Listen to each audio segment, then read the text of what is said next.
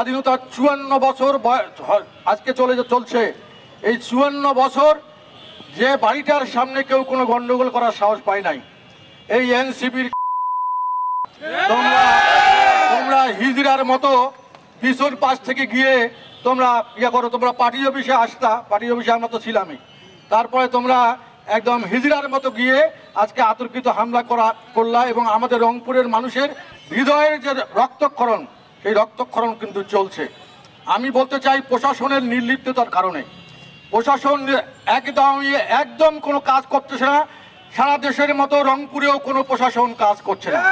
তা আমি একটু অনুরোধ করব প্রশাসনের কর্মকর্তাদেরকে যারা আছেন, বিশেষ করে পুলিশ, আপনার বিজিবি, আপনার সেনাবাহিনী, তাদেরকে অনুরোধ করব যে আপনারা দরকার হলে যদি আপনারা আইন শৃঙ্খলা রক্ষা করার জন্য, মানুষের জানমাল নিরাপত্তা দেওয়ার জন্য আপনাদেরকে আমাদের মানুষের ট্যাক্সের টাকায় আপনাদের বেতন হয়, আপনারা কারো দলদাসে পরিণত হইেন না।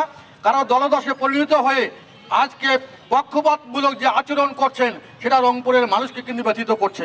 প্রিয় ভাইরা আমার, আপনারা যদি চান এনসিপি যদি ক্ষমতা থাকে ডিক্লেয়ার দিয়ে যদি করতে চায়, জাতীয় পার্টি প্রস্তুত আছে সব সময়। মামলা যদি ২৪ ঘন্টার মধ্যে এন্ট্রি না হয় তাহলে কিন্তু আমরা বুঝবেন জাতীয় পার্টি আবার ফির কি করতে পারে, থানা ঘেরাও সহ অন্য কর্মসূচি কিন্তু আমরা নেব। আমরা চাই যে আইনের গতিতে চলবে। আপনারা তদন্ত করে দেখবেন, ভিডিও ফুটেজ আছে, কারা কারা এই সন্ত্রাসী হামলার সঙ্গে সম্পৃক্ত তাদেরকে গ্রেপ্তার করবেন। আমরা চাই না যে আমরা মব ভায়োলেন্সের মতো আমরাও মব ভায়োলেন্স করি, আমরা চাই না। কিন্তু ইংরেজিতে কথা আছে নিউটনের ৩য় সূত্র, যে every action there is an equal and opposite reaction. যদি তারা অ্যাকশন করে সেই আমরা রিয়াকশনটাও সেই দাঁত ভাঙা জবাব দেওয়ার জন্য জাতীয় পার্টি প্রস্তুত আছে। আমি